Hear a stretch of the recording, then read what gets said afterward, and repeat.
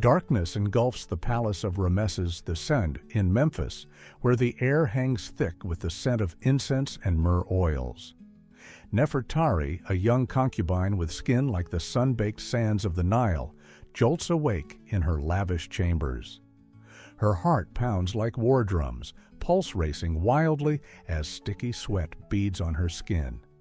Cold hands of guards seize her arms, rough as desert grit, and drag her through corridors lit by flickering torches. She hears the whisper of priests in the distance, the jingle of golden bracelets like chains of fate, and the far-off guttural laughter of the Pharaoh, an echo of divine power. "For the god you must become the perfect victim," hisses one guard, his breath reeking of onions and beer. Nefertari tries to scream, but fear chokes her throat. Her body trembles, skin prickling from the chill of marble floors. We know Ramesses II as the great conqueror, builder of monumental temples in Karnak and Abu Simbel, a symbol of ancient Egypt's glory. But do we know the price his divine greatness exacted on the bodies and souls of women in the harem? Today, we'll uncover the forbidden rituals of sexual enslavement, hidden in the shadows of the pyramids, practices that turn the system of godly rule into a nightmare for women, not lovers. This isn't a tale of gold and gods, it's the dark truth of violence that fed the empire.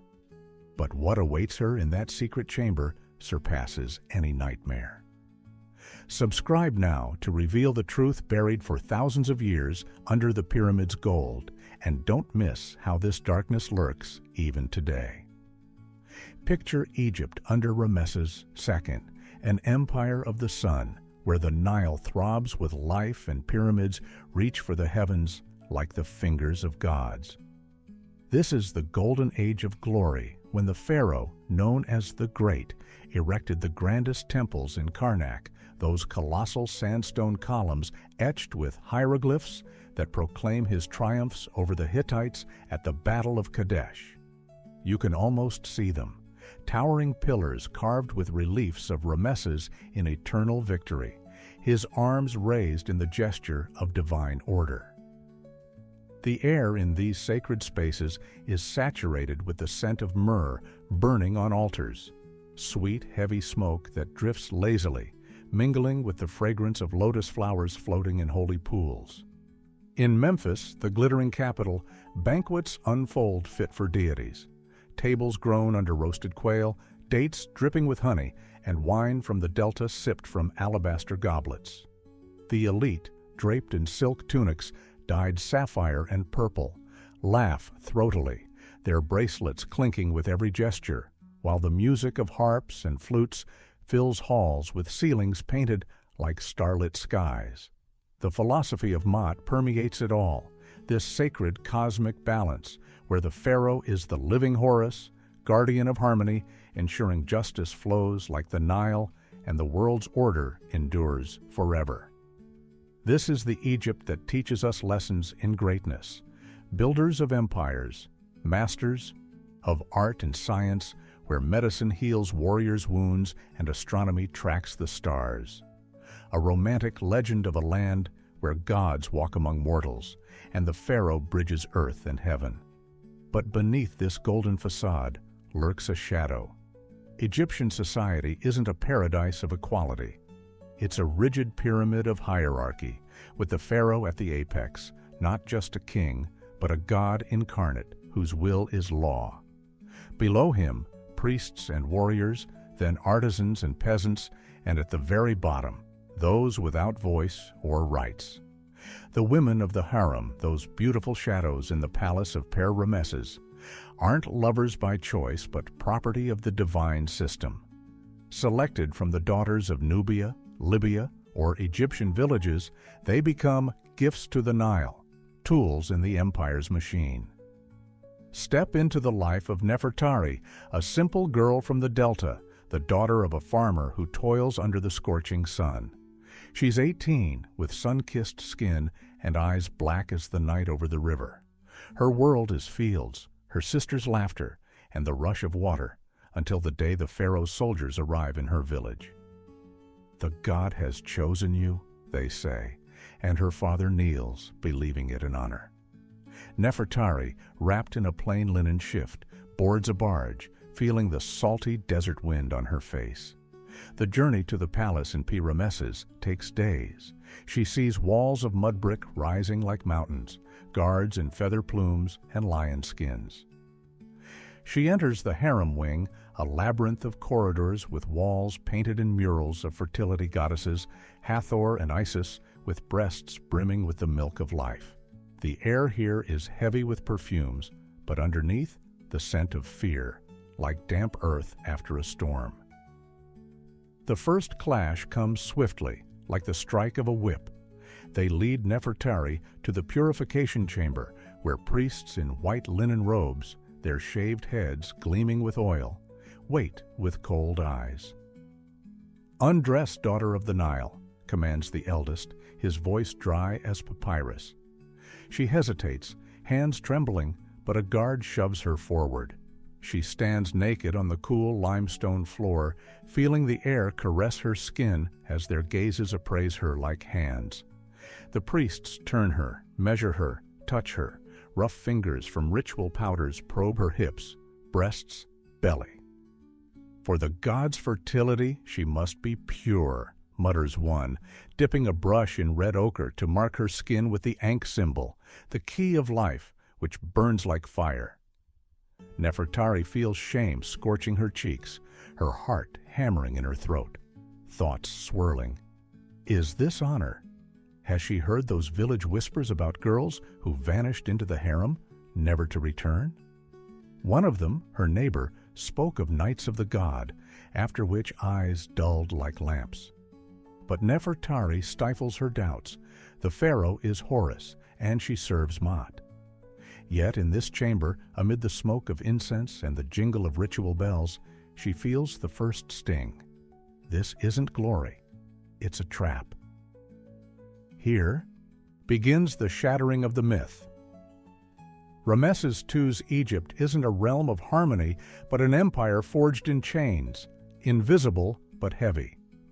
The pharaoh's law, sacred as the word of Ra, makes harem women the property of the ritual system, where sexual practices aren't love, but religious duty. Fertility of the Nile, that's what the priests call it, justifying everything in the name of the gods. Ramesses, father to over 100 sons, builds his dynasty on the bodies of concubines. The harem isn't a palace of pleasure, but a factory of heirs, where every woman is both judge and victim. This system, rooted in theology where the pharaoh unites with goddesses in rituals, extends to mortals. They must be perfect, subjected to purity tests and cleansing rites so their bodies serve divine proliferation. Nefertari hears it for the first time from an elder concubine in the dim light of a bedroom with linen curtains. "You're not a lady here, you're a vessel. And when it breaks, you vanish." Her emotions churn, pride in the selection mixes with doubt, honor with unease. She wants to believe the tales of queens like great Nefertari, but rumors of the missing, of those who birthed in agony and died forgotten, bite like scorpions. She feels trapped in a gilded cage.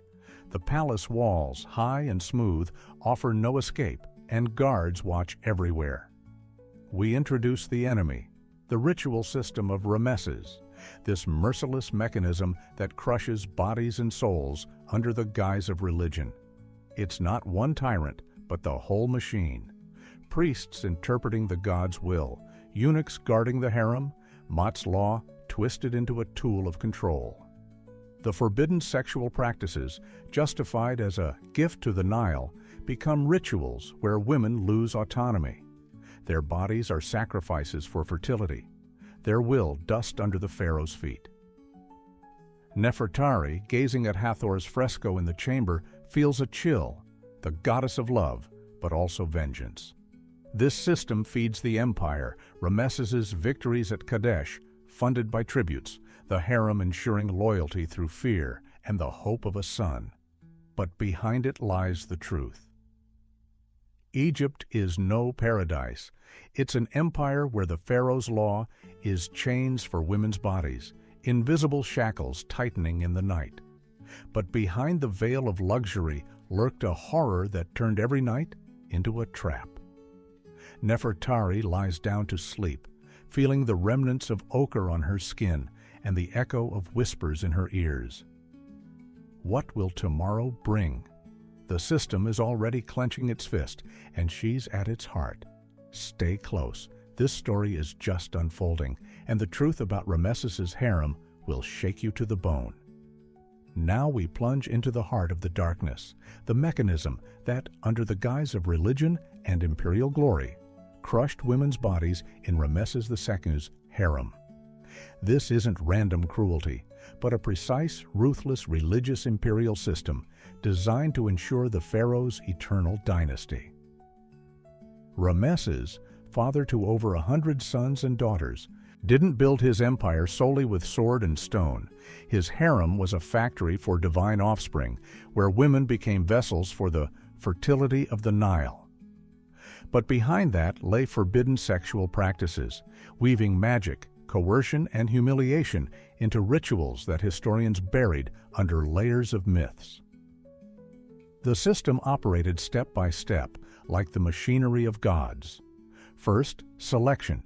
Priests of Hathor and Amun scoured villages and provinces, choosing young virgins of pure blood, like Nefertari, appraising their bodies for fertility as if they were fields ready for irrigation. Then, isolation. The harem in Ramesses, walled in mud brick and guarded by eunuchs, became a prison without bars. Here, women lost their names, reduced to entries in papyrus lists of gifts to Ra. Finally, the rituals in the underground chambers of temples, those damp caves beneath Karnak where footsteps echoed with the rush of subterranean waters, the true horror unfolded. These practices, taboo even among the elite, were justified by theology. The pharaoh, as Osiris incarnate, must unite with goddesses through mortal women so the Nile would flood abundantly. In reality, it was forced initiations laced with magic, group ceremonies with priests where women became living altars, branded with sacred symbols like scarabs or ankhs that seared the skin like a curse. Purity tests? Not a rite, but torture. Pain and coercion to prove worthiness for the divine bed.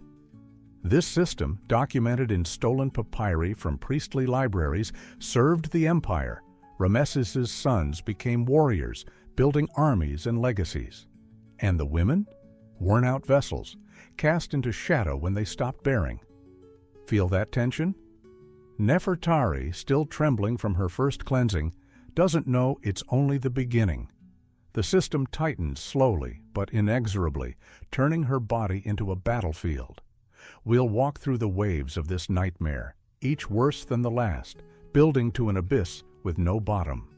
Days after arrival pass in false luxury, but at night comes the first strike. Nefertari wakes in her chamber, a small cell with painted walls, where Isis's frescoes stare with empty eyes. The air is heavy with Nile humidity rising from underground channels. A guard knocks softly, his voice a serpent's hiss. Time for purification, vessel of Hathor.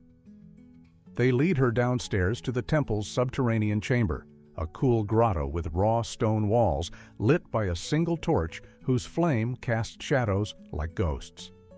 The smell? Sharp, biting, a mix of myrrh and blood from prior rituals, hanging in the air like fog. Priests wait in white linen robes, faces hidden under Anubis masks, jackal guardians of the afterlife. "Undress and lie on the altar," commands the head priest, his voice booming in echo. Nefertari hesitates, heart pounding like a blacksmith's hammer, skin crawling from the stone's chill underfoot. But eunuch hands shove her forward, their rough touch on her arms burns like desert sand. She lies on the basalt block, cold and unyielding, feeling the chill seep into her bones. The priests pour oils, warm, viscous blends of linen seed and crocodile fat, scented with earth and herbs. They anoint her slowly, methodically. From feet upward, fingers gliding over calves, belly, breasts. "For the goddess you must be pure," they murmur, but their eyes, cold, indifferent, don't see her as human. This is the start. They force her into intimate poses, a sacrifice to Hathor, where a priest's hands invade her body under the pretext of checking fertility. She feels the pain, sharp, searing, like a knife twisting in her soul, as the touch turns to violation. Shame floods her like a wave. Cheeks burn, eyes sting with tears streaming down her temples into the darkness. "Why?" she whispers, but the reply is incantation. "The gods demand your body." Then, the dedication rite, a priest takes a bronze razor, slicing her belly skin to drip blood into a bowl. The metallic, salty scent of blood mixes with oil. She feels the warm trickle down her side, sticky and alien. This isn't cleansing, it's marking, a tattoo invisible but eternal. Nefertari bites her lip to stifle screams, humiliation weighing like the Nile. Her body, once her own, becomes an object, an altar for another's will. In the darkness, left alone, tears flow in streams. She sobs quietly, hugging her knees, feeling the remnants of oil and blood on her skin. The emotion? Deep degradation, like the depths of a tomb, loss of innocence in the name of silent gods. And the system? It's just warming up, promising more. But that's not the end. Nefertari returns to the harem at dawn, legs shaking, skin stinging from wounds. Other women glance at her slyly, eyes full of pity and fear. The system has marked her, and the waves of terror are only incoming. Weeks pass, and the harem reveals its true face. Not a golden palace, but a factory of human suffering. Nefertari learns of the fertile lists, papyrus scrolls kept by eunuchs, where every woman is an entry. Nefertari, age 18, pure, ready. No privacy, just inventory. Their bodies are the pharaoh's property, taxed like land, each pregnancy a gift to the empire, with no mother's rights to the child. Procedures become routine, monthly forced exams where priest doctors insert bronze tools to check readiness, ignoring pain and tears. Women birth in isolation, babies snatched immediately. Sons to the palace, daughters to another harem. No rights? Absolute. Refusal is blasphemy against Ma'at. Nefertari sees it firsthand. Her new companion, a young Nubian named Amenet, with skin like ebony, returns from the night of the god. She shuffles down the corridor, supported by a servant, face pale as papyrus, eyes vacant, hair disheveled and sweat-soaked. "What did they do to you?" Nefertari whispers, embracing her in the shadow of a column. Amenet just trembles, voice faint. The ritual, with priests, for fertility. Pain. Everywhere. At night, Nefertari hears cries from the corridors, muffled but piercing, like wolves in the desert, women in tests, eunuchs stifling moans, echoes of guards' footsteps. The smell, sweat and fear, mingled with incense wafting from underground rites. The system tightens. Other concubines whisper of body taxes, those who don't conceive punished with starvation or flogging, forced into cleansings more often. Nefertari feels hope slipping away like a chain's weight. Initial pride in her selection cracks, replaced by the trap's realization. She's not alone. Hundreds in the harem, thousands across provinces, all in the same web. She tries praying to Isis in solitude, but the cry's echo reminds her, the gods side with the system. The emotion? Mounting despair like the Nile in flood, rage at the machine stealing souls, and tension. What if it's her turn? The harem's chief guard, a scarred eunuch, warns, "Don't resist, or you'll vanish like the others." Nefertari lies down, tracing scars from the first ritual on her skin, and understands. This isn't chance. It's a system built to break. The waves build, and the horror escalates. Nefertari clings to Delta memories, the rustle of reeds, family laughter. But the system burrows deeper, promising a climax that will shatter everything. The night that changes everything comes without warning. A month after arrival, as the full moon bathes the Nile in silver, an eunuch wakes Nefertari. The Pharaoh summons, ritual of union. Her heart freezes. She knows what that means, the forbidden ceremony reserved for the chosen. They lead her to the deepest chamber under the Ramesses temple, a maze of tunnels with walls covered in fertility spell hieroglyphs, damp from underground springs. The air is thick, suffocating, the stench of sweat from hundreds of bodies, incense burning in cauldrons, and blood from ritual sacrifices, sheep and cattle gutted on the altar. Lighting? Resin torches casting bloody flickers on the priests' faces. 5 of them in Horus and Osiris masks, bodies oiled and gleaming like statues.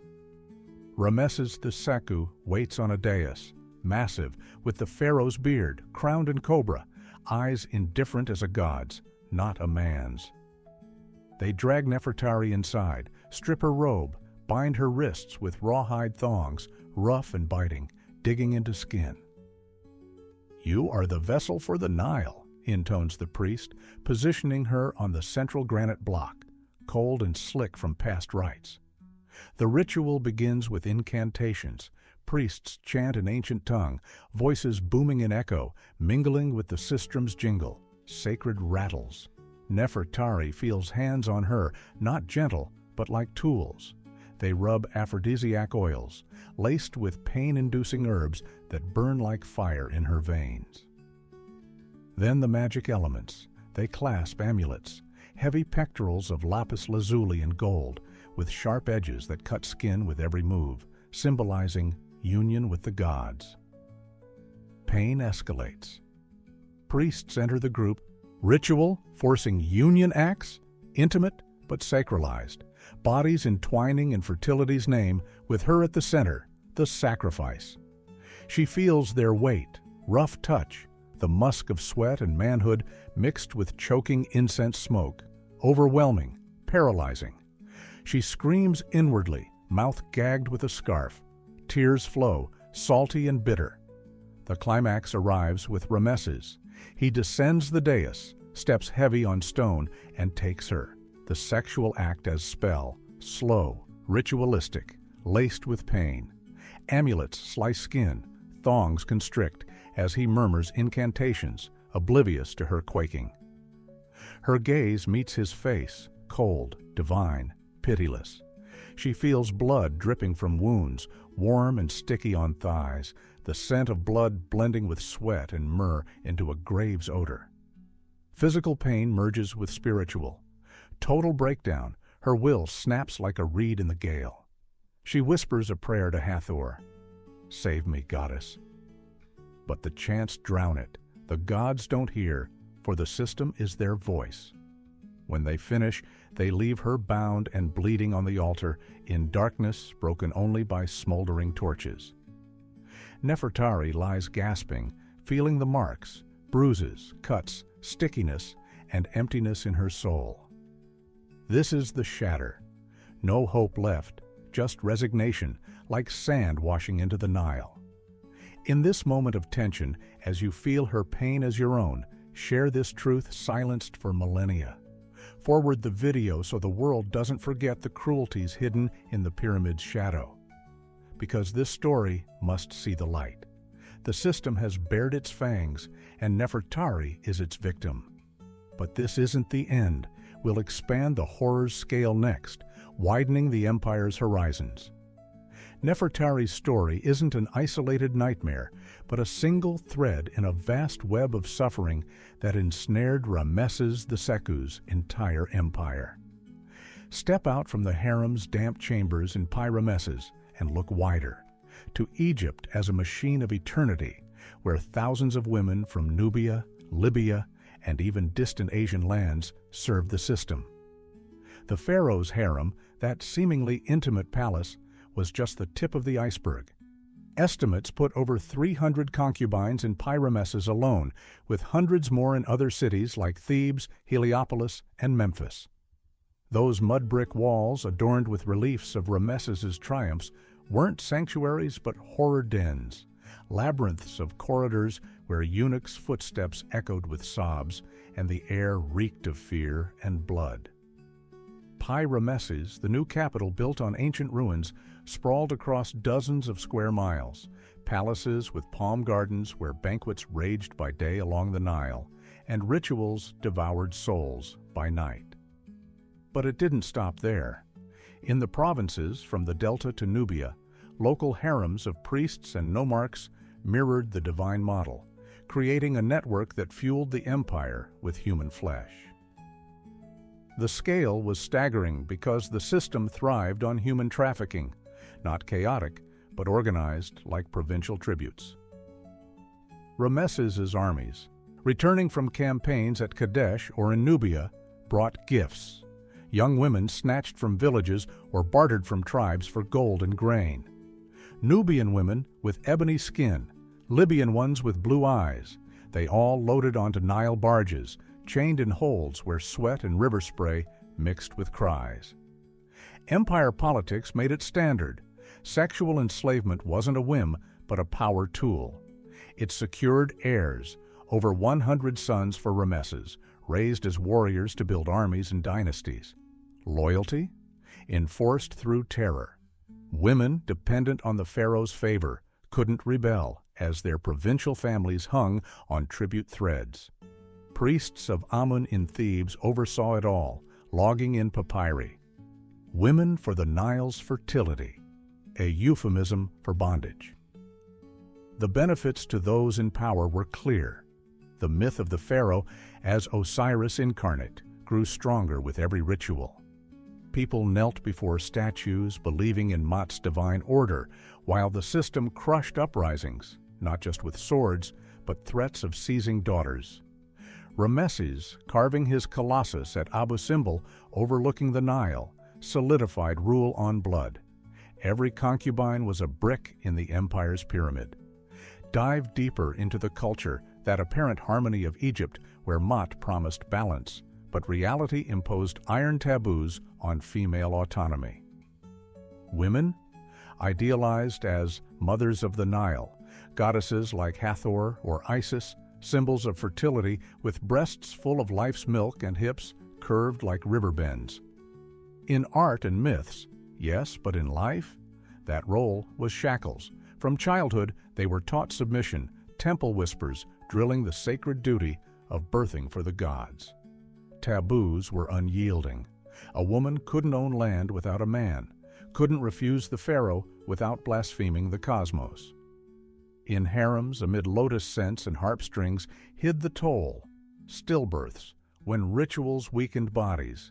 Historians estimate half the infants died in early months, mothers hemorrhaging in isolation without aid. Suicides? Quiet but rampant. Women drowned in the Nile or poisoned with figs, bodies burned in secret to avoid disrupting Mot. Nefertari heard these tales from elders. One royal favorite hanged herself after a 5th miscarriage, her corpse fed to crocodiles as a sacrifice. Egypt's culture, with hymns to goddesses, cloaked it in tradition's veil. Religion excused all.